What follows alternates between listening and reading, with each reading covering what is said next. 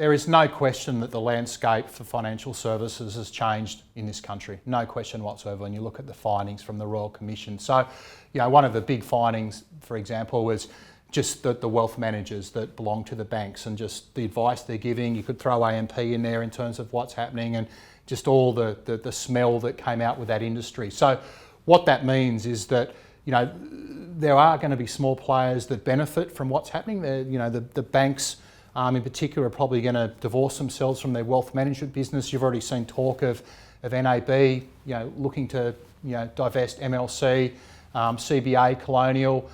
So it's happening, and what that's going to mean is that the independent platform providers, so your net wealths and your hubs, already taking a lot of market share from the big incumbents, the banks.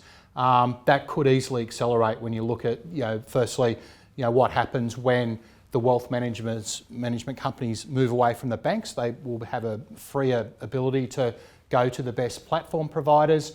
And secondly, a lot of those wealth managers, the financial planners that are with the banks at the moment, they may well leave and join independent shops, start their own business. And again, what that means is that they'll go to where the best technology is, which they traditionally haven't been able to do. They've had to use the bank's platform. So you may well see that flow accelerate to the platform providers. And what's interesting with Net Wealth and Hub as well is that it's already happening. I mean, if you look at the figures that Net Wealth put out recently for the quarter, what they showed was that fund inflows onto their platform increased by over 20%, and that's been happening for a while.